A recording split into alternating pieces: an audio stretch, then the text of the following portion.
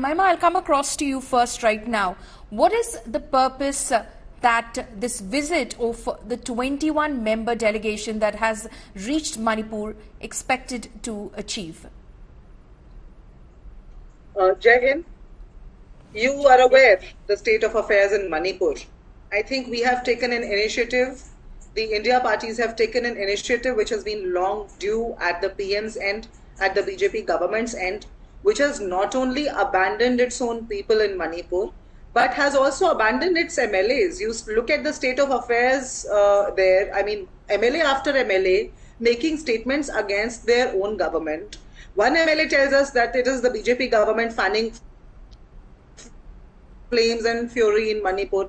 Another MLA is paralyzed and injured and admitted to a hospital in Delhi. There was a primetime interview, in fact, on your channel only that we saw. Another MLA, another delegation of 9 MLAs came to Delhi calling upon the PM. But the PM could not find time to meet that delegation. And rather, I mean, he has been going on state hopping, country hopping.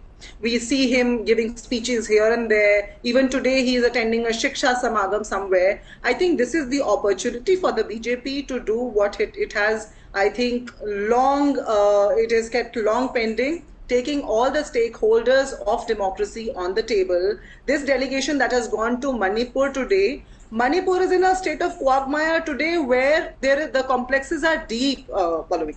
And I think this is the opportunity for the government to bring this delegation after they come back on the table, gather fresh facts from them, from that state. They'll be meeting the governor also. The governor has already cried out on national television and told us that this is unprecedented violence that she is seeing there and that she has already handed over the facts to the center. Then we don't know why. What is keeping the Prime Minister and the Home Minister on taking relevant steps? Why isn't the Prime Minister let Charu respond. Visit to Manipur? Charu, respond to that. Access to him to undertake a the visit? Delegation which is visiting Manipur is basically doing your job. You should be out there, in fact, applying balm on the wounds of the people which are, as far as the society is concerned, deeply divided today. Yes, and Poulomi, it's unfortunate that the opposition wants to make it sound like the government did not take the relevant steps, and somehow they have been working very hard to set a narrative which will alienate the people of Manipur in the times to come. I find that to be very, very irresponsible. And let me first quickly take a minute to remind everyone of the steps that the government has taken till now and what they plan to do in the immediate future. And then I will come back to the other contentions that my fellow spokesperson was making.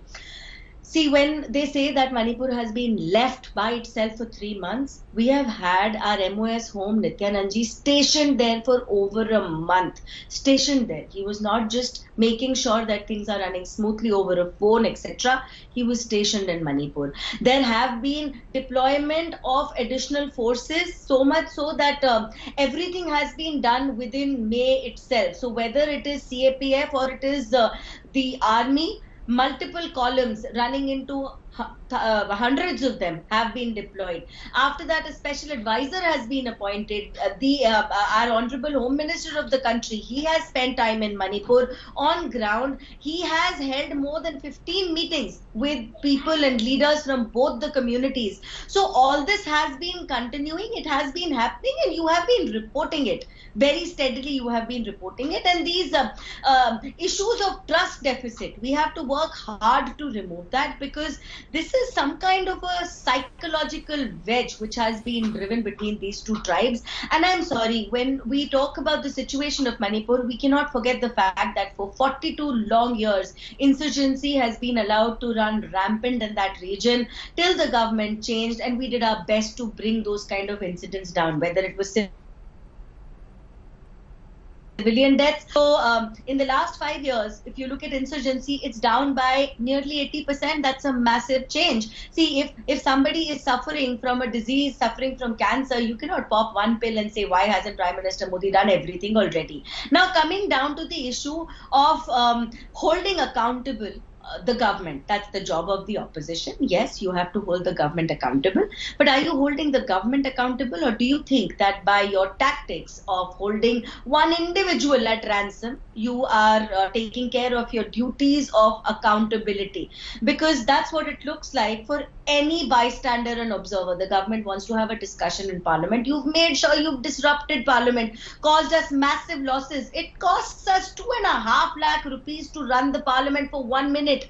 How many days of the Parliament have been wasted by this opposition, which pretends it wants a discussion, but when the Home Minister says let's discuss it, they say sorry, we're not going to allow the Parliament to run. Now I don't understand what their problem is. If they want the Honorable Prime Minister to also be answerable directly, why do you not raise this point on the floor of the House? Why do you not raise this question in Parliament itself? Let the people of India hear this, and let us please not waste the resources and the time of every single person. That's a fair question. That's a fair point that you're raising, Charu, over there. Mahima, you'll have to respond to that. You want a discussion on Manipur. The government has been willing to discuss Manipur, but you seem to have shifted the goalpost and you insist on the Prime Minister's statement on the floor of the House. Charu, I'll come back to you. Mahima, just respond to that. You want a discussion on Manipur. The people of Manipur are looking to Parliament to in fact be taken seriously and their grievances to be discussed. The people of the Northeast are looking, the people of the country, horrified looking at that May 4th video, are looking to Parliament to actually sensitively discuss this immediately. Why stall Parliament over one issue? We want only the Prime Minister to respond. Even Amit Shah's response won't do. I will come to a very relevant question, but before that I have a rebuttal to give to the BJP spokesperson who talked about the Home Minister who was stationed in Manipur weeks after the reports of violence started coming out, too late, too less in the day. And unfortunately, his efforts seem to be infructuous, owing to the results that we see coming out today, owing to the statement made by the CM just a week ago when he said there have been hundreds of such incidences. That is why we have shut down the internet, and that governor's interview, which I just pointed out to earlier. This is petty politics that the BJP government is playing here. We are putting humanity first. They are busy in stooping, to newer lows every day. Now, you asked me a very relevant question. Why the Prime Minister? Yes. Very pertinent, and let me answer that. Allow me a minute to answer that. See, they go on claiming on the legendary works that have been done by our Prime Minister. So we have a hero of a Prime Minister. We have a legend of a Prime Minister. So much so that he will do all the inaugurations, be it the launch of a new train, be it the Shiksha Samagam, which is happening today while the delegation is visiting Manipur. In a democracy, a Prime Minister would have spoken briefly to the delegation and, would have shared his concerns, but that's not happened.